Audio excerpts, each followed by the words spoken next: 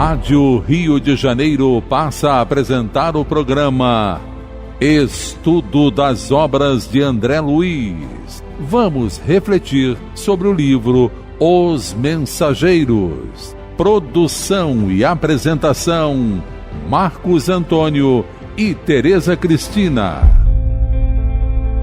Amigos ouvintes da emissora da Fraternidade, Rádio Rio de Janeiro, novamente aqui estamos com a permissão de Jesus e com o trabalho constante dos bons espíritos, sempre, para podermos dar continuidade ao estudo da obra Os Mensageiros.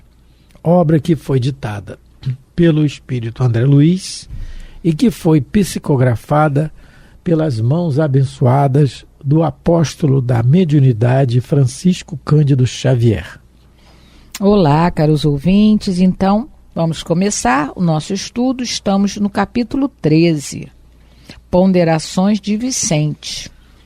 A conversa continua e agora o Vicente vai tocar num assunto delicado, porque ele falou, né, só para a gente lembrar, ele falou que os espíritos abrigados em nosso lar podem se considerar muito felizes, porque tem trabalho, tem apoio, tem um ambiente equilibrado para poder refazer as próprias forças. Ele falou dos espíritos que existem ainda em zonas muito inferiores, que vivem, né?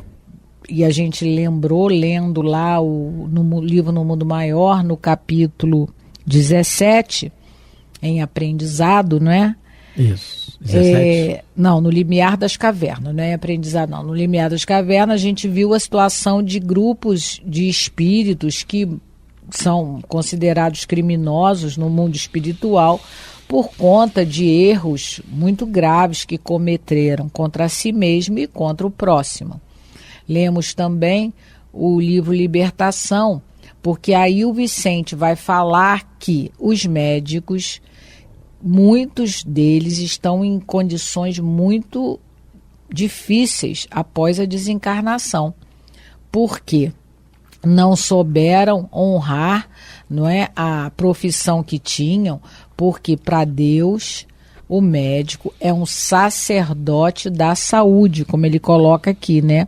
Já que a saúde humana é um patrimônio divino. Então o médico, ele reencarna esse espírito que escolhe essa tarefa, ele é um sacerdote da saúde humana. E quando ele erra, ele é considerado pelos espíritos superiores um criminoso. A gente até comentou que a gente acha que criminoso é só aquele que pega a arma para matar, que rouba, né? que defrauda em muitas situações, mas um médico que não consegue exercer, né, a sua tarefa aqui na Terra, cuidando da saúde humana, ele, ao chegar no mundo espiritual, ele também é tido como um criminoso, né?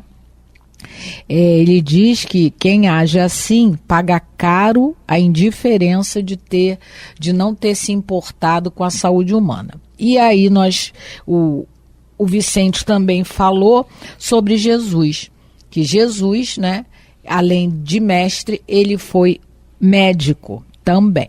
Só que aí a gente vai começar, a gente não comentou isso no programa passado, vamos comentar um pouquinho agora, quando ele diz assim, Jesus, parágrafo 15, no meio, Jesus não foi somente o mestre, foi médico também, mas ele não foi médico de corpos, ele foi médico das almas. Porque ele perfeitamente mais do que ninguém sabe que o nosso corpo é como se fosse uma janela. Ele mostra as doenças da nossa alma. É a nossa alma que está doente. Então, por quê? Até porque Jesus, os corpos que Jesus curou, morreram. Todo mundo vai morrer. E ele curou num período, não é?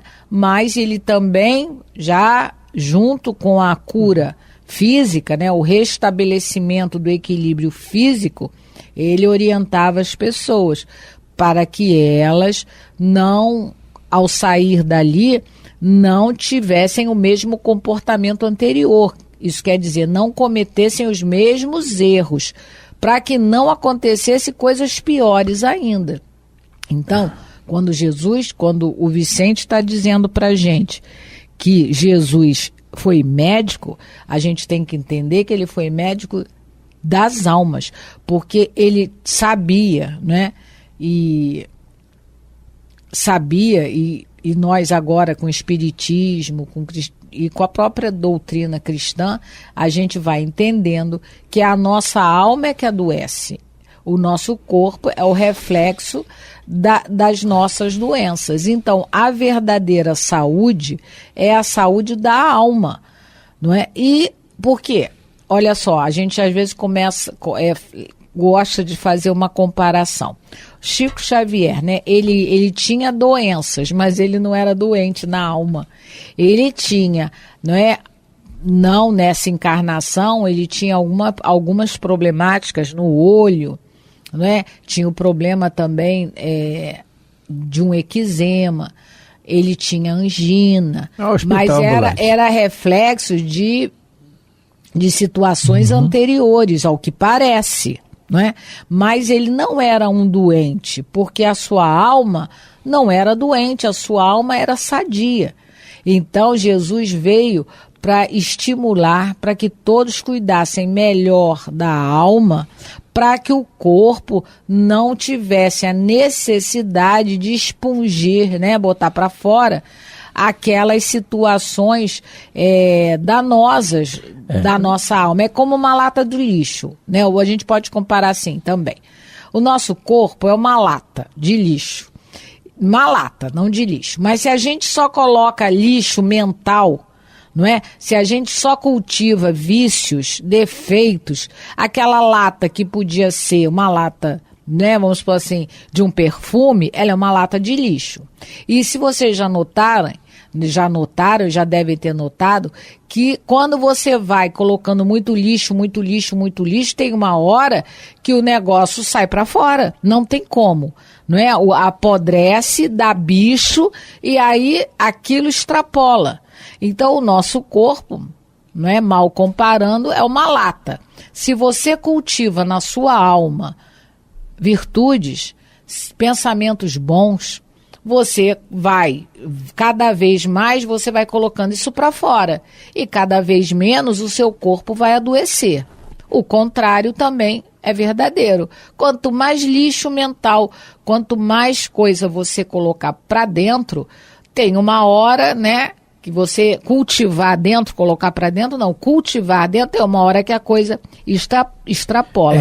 Peraí, acrescentando o que a Tereza está falando, quando a gente está falando que Jesus não era médico de corpo, era da alma, claro. Só que ele vai falar agora que ele proporcionava socorro ao corpo, sim. Porque as curas que ele fez, isso que é bom a gente entender, Levanta-te e anda. Botou lama lá no cego. Então, as curas que ele fez, ele conhecia toda a técnica, toda a ciência. Jesus é o governador do planeta, o mestre por excelência em tudo. Mas assim que a cura era feita, ele recomendava, vá e não tornes a pecar. Quer dizer, não continua fazendo o mesmo erro, porque você vai reincidir no mesmo problema. Essa é a questão. Essa é a questão fundamental. Quando a gente fala aqui da questão da prevalência, claro, da questão da alma, nós estamos falando do espírito, é o que prevalece, é o que importa, a gente não está dizendo para a pessoa não se cuidar. Não é isso.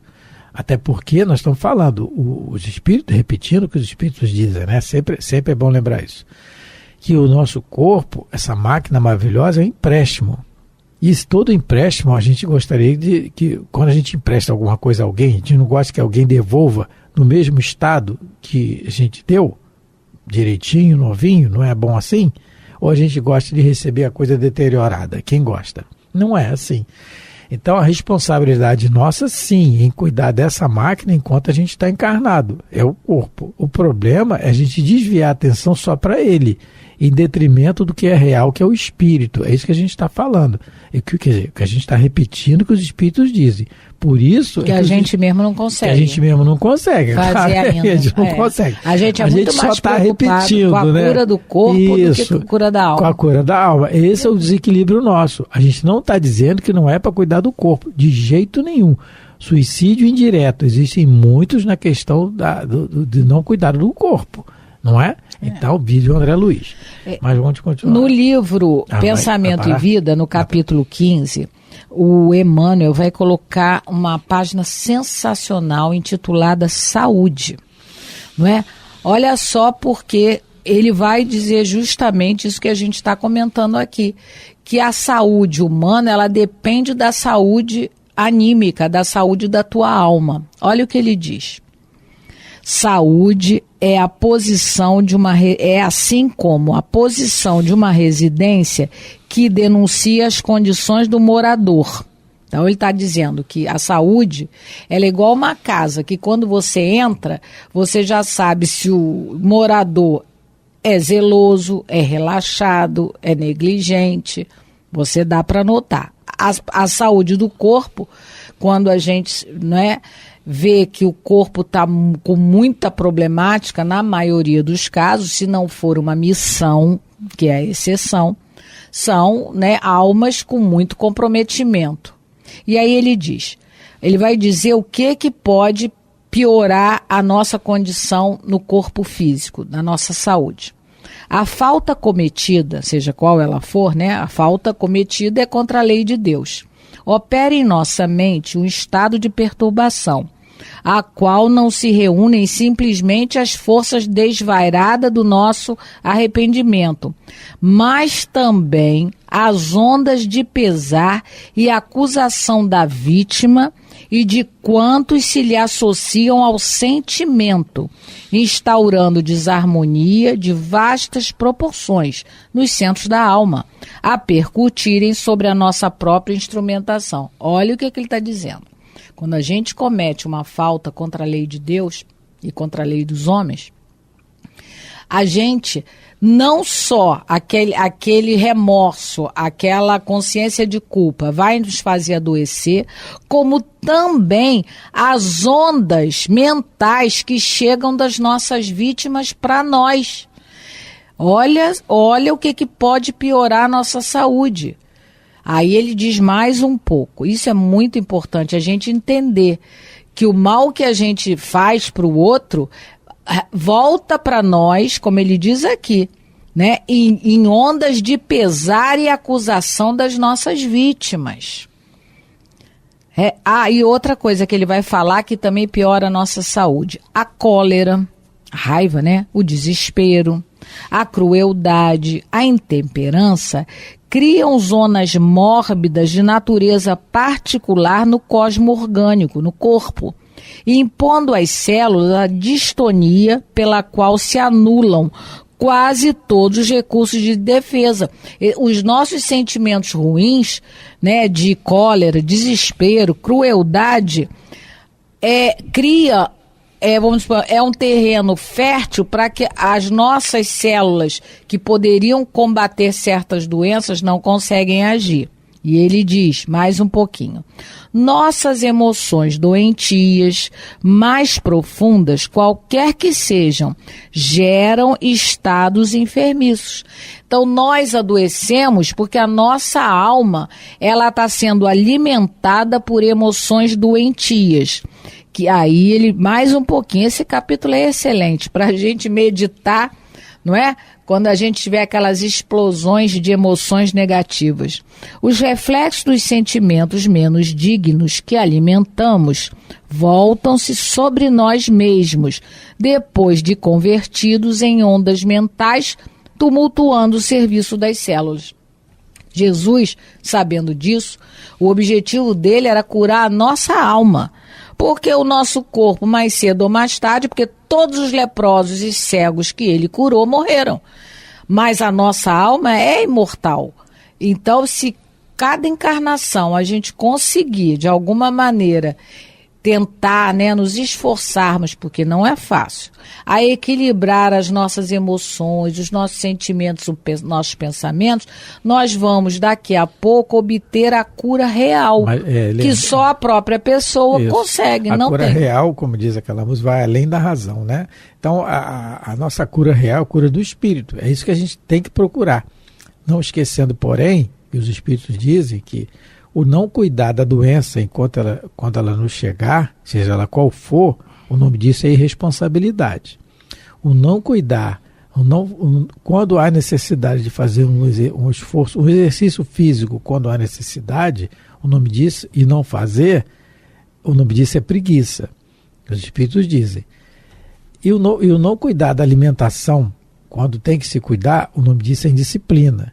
Então, a alma é sempre o mais importante. A gente tem que colocar isso. Agora, o corpo é um instrumento do espírito para a sua evolução. Sem ele a gente não vive. E o não cuidar dele é irresponsabilidade nossa. Porque senão a gente pode pensar assim, né? Aí é o interesse pessoal no pensamento, né? O importante é a alma, então deixa para lá. Eu vou fazer prece e Jesus cura. Aí não vai no médico. Aí, por exemplo, diabético, vamos botar o caso do diabético aqui. Aí a gente conheceu amigos nossos, um amigo nosso sempre vem à nossa mente, o José. Gente boa, né? Eu falo dele assim porque é tão simpático, né? Mas ele, coitado, não se cuidava. E aí o diabético vem. Aí a diabetes vem, Aí você não se cuida na alimentação. Não, eu vou fazer prece e que Jesus vai me ajudar. Não é assim que funciona. Se você tem condições, cada caso é um caso, se você tem condições e de se tratar, de se cuidar, de se alimentar melhor, se você não faz, a responsabilidade. Aí vai pesar na sua conta lá quando desencarnar, com certeza. Então aí responsabilidade nossa. Tem que ter o bom senso, né? Isso. Então, continuando, né? Deixou no mundo o padrão da cura para o reino de Deus. Ele proporcionava socorro ao corpo e ministrava fé à alma. Nós, porém, meu caro André, em muitos casos terrestres, nem sempre aliviamos o corpo e quase sempre matamos a fé. Tem uma página... Ele está dizendo, né, que eles dois, como médicos, nem faziam uma coisa nem a outra. Nem cuidava do corpo dos doentes e muito menos cuidava da alma dos doentes. Eles faliram. E tem uma terapêutica aqui muito boa na questão da doença, né? Nós estamos falando aqui que Jesus ministrava socorro ao corpo e ministrava socorro ao corpo e fé à alma, não é? No livro Instruções Psicofônicas, de autoria de vários espíritos, pela mediunidade de Francisco Cândido Xavier, tem um capítulo, a terapêutica da prece. É uma terapêutica da prece. Ele é ditado pelo espírito Dias da Cruz, que foi um grande médico. Ele foi um grande médico aqui no Homeopata, no Rio de Janeiro. Ele espírita, grande trabalhador, espírita, e ele foi um daqueles que foi convocado pelos espíritos para ditar nesse livro Instruções Psicofônicas. A gente também tem mensagem dele no livro Ceareiros de Volta. Mas no Instruções Psicofônicas ele fala da terapêutica da prece, né? E num dos trechos dessa mensagem ele diz assim: não nos esqueçamos de que possuímos na oração a nossa mais alta fonte de poder, em razão de facilitar-nos o acesso ao poder maior da vida. Assim sendo, em qualquer emergência, na tarefa assistencial, em nosso benefício ou em benefício dos outros, não olvidemos o valor da prece em terapia, recordando a sábia conceituação do apóstolo Tiago no versículo 16 do capítulo 5, em sua epístola: orai uns pelos outros, a fim de que sareis, porque a prece da alma justa muito pode em seus efeitos. Então ele falou aqui da terapêutica da prece.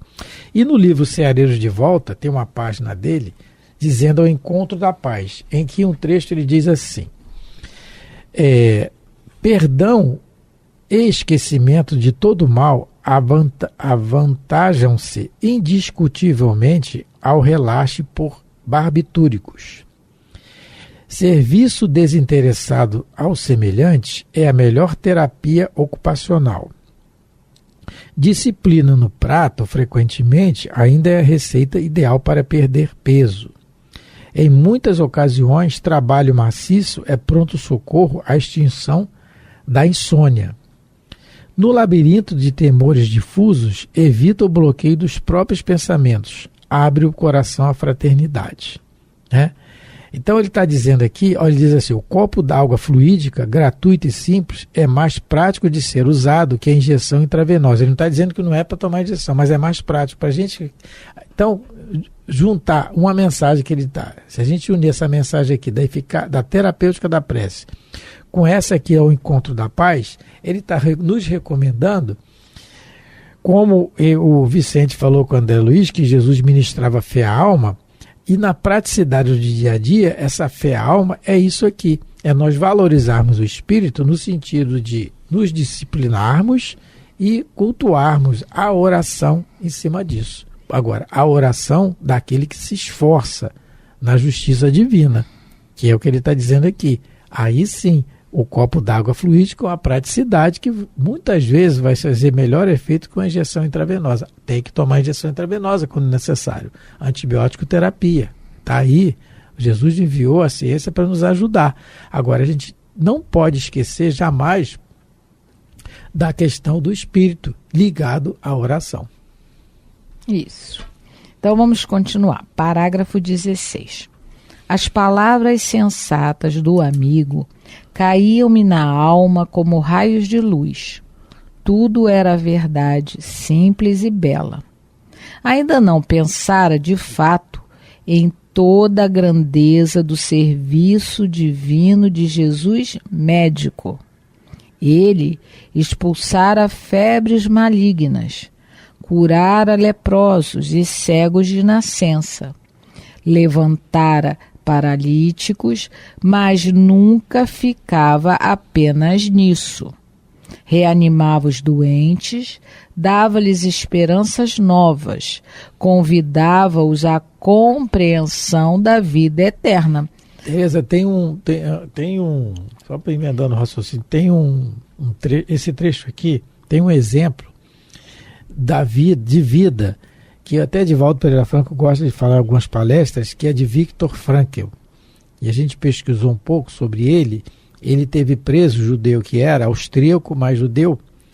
Ele foi preso em 2 campos de concentração e conseguiu sobreviver a 2 campos de concentração. Meu Deus do céu. A família dele, quando ele saiu, ele soube que a família foi toda dizimada. A esposa, os pais e os irmãos, e o irmão. E ele sobreviveu. Quando ele sobreviveu, ele vai estudar e se torna um grande psiquiatra e psicólogo.